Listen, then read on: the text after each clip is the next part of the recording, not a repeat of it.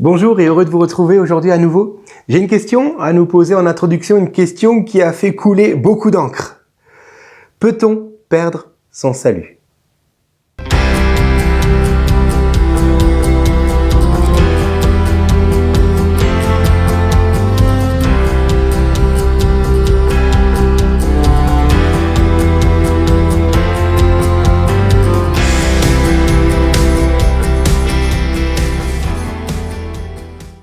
Voilà, heureux de vous retrouver donc à nouveau aujourd'hui. J'espère que vous avez passé un bon week-end et un bon culte aussi. Que Dieu vous bénisse richement.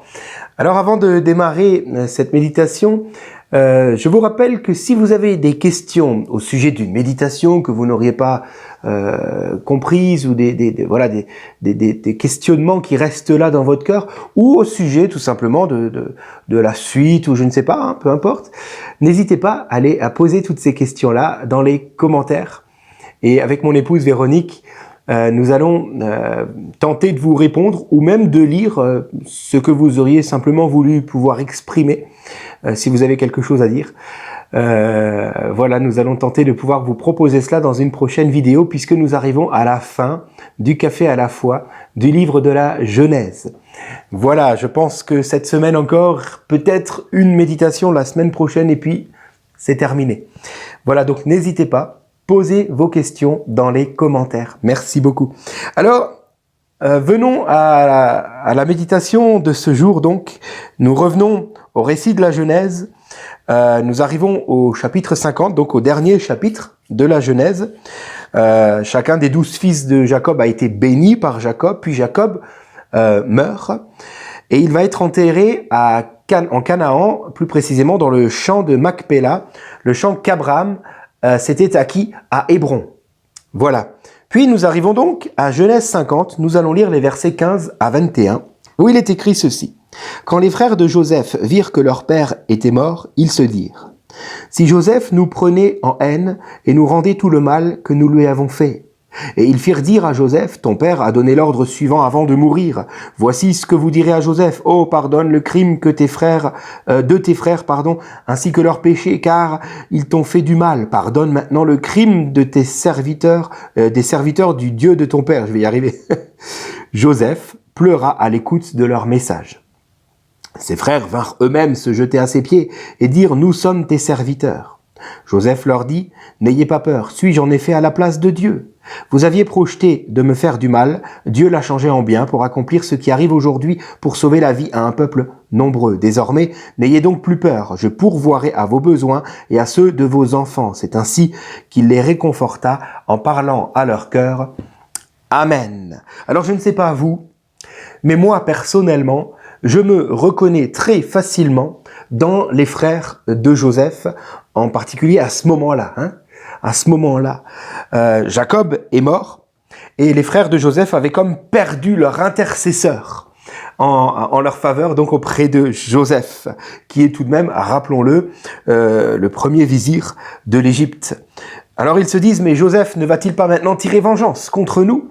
Peut-être n'attendait-il que notre père meure pour pouvoir ensuite régler ses comptes avec nous. Et ils vont, premièrement, dans un premier temps, faire parvenir à Joseph un message que leur père Jacob aurait écrit avant de mourir, demandant donc à Joseph, comme on l'a lu, de pardonner à ses frères. On ne sait pas si c'est vraiment un message que Jacob a écrit ou si c'est un leurre de la part des frères. Moi, personnellement, je penche plutôt pour cette deuxième éventualité. Bref. Mais dans un deuxième temps, les frères de Joseph vont se rendre directement vers Joseph pour lui demander de faire grâce. Ils font tout finalement pour que Joseph leur pardonne à nouveau. Comprenez ? Et c'est là que moi je me reconnais si souvent par rapport à ces 10 frères, à ces 11 frères, pourquoi je dis 10, je sais pas. Alors le problème de ces 11 frères de Joseph, c'est qu'ils avaient oublié la réalité que Joseph leur avait déjà accordée, la réalité du pardon que Joseph leur avait déjà accordé et la manière finalement dont ils ont reçu ce pardon, parce que en même temps qu'ils ont été pardonnés, ils ont été comme restaurés dans la famille complète de Jacob, donc Joseph y compris, c'est-à-dire qu'ils ont pu tous emménager en Égypte auprès de Joseph pour être sauvés de la famine. Donc en même temps qu'ils ont reçu le pardon, ils ont reçu comme cette filiation égyptienne, comprenez?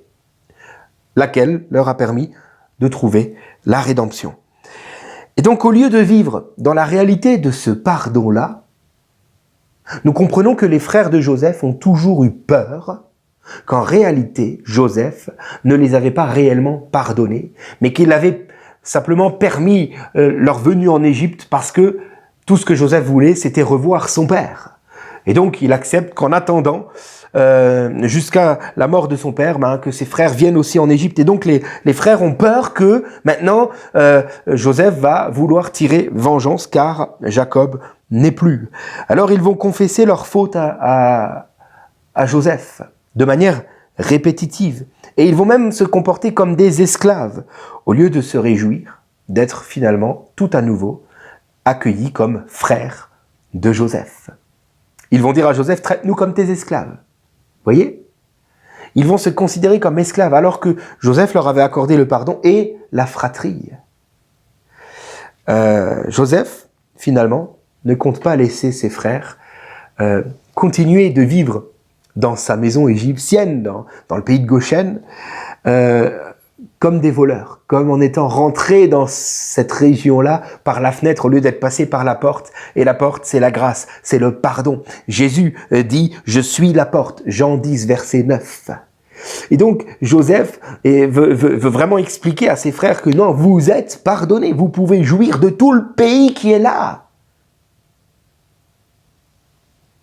En tant que croyants, nous sommes souvent confrontés au même problème que les frères de Joseph. Pourquoi? Parce que tout au long de notre vie de chrétiens, et sans que nous ne le voulions, bien entendu, il nous arrive de tomber dans le péché, de fauter. Et alors, nous allons douter. Nous allons commencer à douter sur le pardon de Dieu dans nos vies. Et l'ennemi n'est pas loin, l'ennemi vient toujours rajouter des paroles à ces doutes-là. Des paroles du genre, oui, t'es nul, oui, Dieu te disqualifie, tu es le pire de tous les croyants, etc., etc. J'ai pas besoin de vous les citer, vous les connaissez certainement, ces phrases-là. Mais que dit Dieu? Finalement, c'est ce qui compte. Que dit Dieu par rapport à cet état de péché dans notre vie? Hébreux 8, 12, je pardonnerai leurs injustices, je ne me souviendrai plus de leurs péchés ni de leurs fautes. Waouh! Joseph va pleurer en réalisant que ses frères, finalement, n'ont jamais cru vraiment à son pardon, qu'ils avaient reçu 17 ans plus tôt, en arrivant donc en Égypte. Je crois que de la même manière, Dieu est affligé lorsqu'il voit notre manque de confiance au sujet de notre salut, au sujet du pardon divin, au sujet même de la faveur de Dieu sur nos vies. Dieu a promis d'effacer nos fautes. Il a promis de ne pas nous condamner. Il a promis que nous sommes pardonnés en Jésus-Christ. Nos péchés sont du passé aux yeux de Dieu. C'est-à-dire non seulement nos péchés passés, mais aussi nos péchés d'aujourd'hui et nos péchés même de demain. Tout cela, aux yeux de Dieu, est déjà du passé. Il a tout effacé par le sang de Christ. C'est la grâce, mon ami. C'est la grâce, mon frère, ma sœur. Alors, usons-nous comme les frères de Joseph, usons-nous de stratèges pour tenter de mériter l'approbation de Dieu, pour tenter de mériter son pardon. Nous allons peut-être vouloir lui rappeler ses promesses. Regarde ce que Jacob a dit avant de mourir. Regarde Dieu ce que tu avais dit quand tu étais sur la croix avant de mourir. Tu avais dit donc, s'il te plaît, aie pitié envers moi. Pourquoi nous parlons comme ça? Car nous avons peur. C'est un manque de foi. Nous allons venir au pied de notre Seigneur, tout comme les frères sont venus se présenter au pied de Joseph et dire « Aie pitié de moi », alors que nous devrions plutôt dire « Merci de ce que je suis pardonné ». Est-ce que vous comprenez la grande différence? Mais cela vient complètement transformer notre manière de vivre la foi. Soit nous allons vivre en essayant de quémander pour le pardon de nos péchés, soit nous allons vivre en vainqueurs. Car le salut ne dépend pas de nous, ne dépend pas même de notre fidélité, mais le salut dépend de Dieu qui nous aime et qui a donné Jésus sur la croix. Il est mort et ressuscité pour notre pardon, pour notre justification. Alors cela veut-il dire que par la grâce, nous pouvons vivre n'importe comment? Bien sûr que non. Je vous invite à lire l'Épître aux Romains pour cela. Au contraire, puisqu'il nous a tellement aimés, nous voulons l'aimer en retour et nous attacher à lui. Cependant, ne faisons pas l'erreur de tenter de mener une vie chrétienne qui lutte contre le péché. Parce qu'après tout, Dieu est si bon, il a tellement donné pour moi, il faut quand même que je fasse un maximum pour mériter. Non! Christ est-il mort pour que tu vives sans péché? Pas du tout. Christ est mort pour une seule chose, afin que tu sois réconcilié avec ton Père, au travers de Jésus-Christ qui est la porte, nous l'avons dit. Cela veut dire quoi? Cela veut dire que dans ta vie, ne tente pas de lutter pour essayer de ne plus pécher, mais bien au contraire, lutte dans un seul objectif, venir à ton Dieu tous les jours. Tel c'est café à la fois. Viens à Dieu! Viens à Dieu, fais-en ta priorité. Christ est mort pour cela dans ta vie. Il veut que tu viennes à Dieu, tu es pardonné, tu peux venir. Et en venant à Dieu, il va te transformer, te rendre capable de vivre une vie nouvelle, une vie même sans péché. La Bible dit qu'il n'y a qu'un seul péché qui ne sera pas pardonné. C'est le blasphème contre le Saint-Esprit. J'aimerais donc te dire, sans rentrer dans le débat que veut dire blasphémer contre le Saint-Esprit, simplement te dire que tant que tu t'en veux de tomber dans le péché, c'est que tu n'as pas blasphémé contre le Saint-Esprit. Tu n'es pas disqualifié. Alléluia. J'aimerais lire avec vous pour terminer une comparaison, plutôt une image que Jésus va donner, c'est une parabole dans Matthieu chapitre 13 verset 44. Il dit: le royaume des cieux ressemble à un trésor caché dans un champ. L'homme qui l'a trouvé le cache et dans sa joie, il va vendre tout ce qu'il possède et achète ce champ. Souvent, vous l'avez peut-être entendu dans des prédications, nous pensons que le trésor, c'est Jésus et que nous avons un jour trouvé Jésus, alors nous allons devoir vendre tout ce que nous avons pour pouvoir acquérir ce trésor. Donc nous devons nous dépouiller, nous devons faire comme mériter ce trésor et donc nous allons nous lacérer dans la sanctification. Vous comprenez ce que je veux dire? En réalité, Jésus n'est pas en train du tout de dire cela. En réalité, d'autres, dans le contexte et d'autres paraboles le montrent bien, le champ, c'est le monde, l'homme qui trouve le trésor, c'est Jésus, car lorsqu'il est fait mention d'un homme, c'est toujours soit un ange, soit la divinité dans les autres paraboles. Donc c'est Jésus qui trouve un trésor. À votre avis, quel est ce trésor dans le monde? Si ce n'est Israël et l'Église. J'aimerais donc conclure pour vous dire, vous êtes un trésor aux yeux de Dieu. Vous êtes un trésor aux yeux de Dieu. Vivez cette vie chrétienne-là. Elle vous rendra capable de vaincre sur le péché, car Christ vous donne la victoire. Ne vous voyez plus comme simplement un pécheur pardonné. Voyez-vous comme un saint justifié. Ce n'est plus pareil. Et vous allez mener une vie de vainqueur. Ce n'est pas notre fidélité qui fait de nous des enfants de Dieu. C'est l'amour et le regard de Dieu sur notre vie au travers du sang de Jésus-Christ. Il te voit sans péché. Alors mène cette vie vers ton Dieu et elle te permettra de vivre sans péché, comme Dieu te voit. Alléluia. Moïse termine la Genèse en nous rappelant que pour pouvoir hériter de ce que Dieu a prévu pour nous, car il parle, rappelez-vous, aux Juifs qui sont là, aux portes de Canaan, pour pouvoir hériter l'héritage de Dieu, pour pouvoir en prendre possession, voyez-vous comme Dieu vous voit. Vous êtes pardonnés, n'en doutez plus. Je prie pour nous, Seigneur, afin que nous puissions avoir sur nous-mêmes le regard que toi tu as en réalité. Ce qui compte, ce n'est pas ce que nous ressentons, ce que nous imaginons, ce que nous pensons. Ce qui est vrai, c'est uniquement ce que Dieu dit. Et ce que Dieu dit, c'est que le sang de Christ parle plus fort que tous nos péchés, passés, présents, futurs.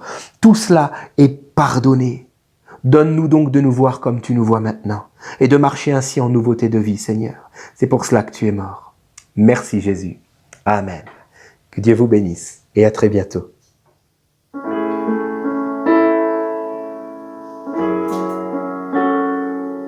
Ton sang parle beaucoup mieux que tous les vains discours entendus sur la terre.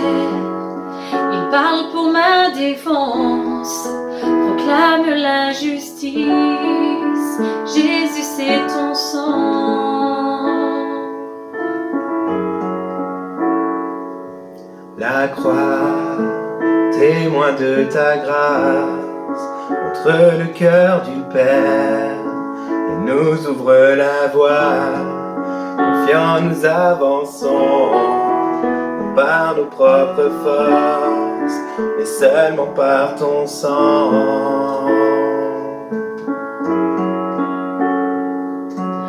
Comment être pardonné? Comment recevoir la vie? Seulement par le sang, seulement par le sang de Jésus.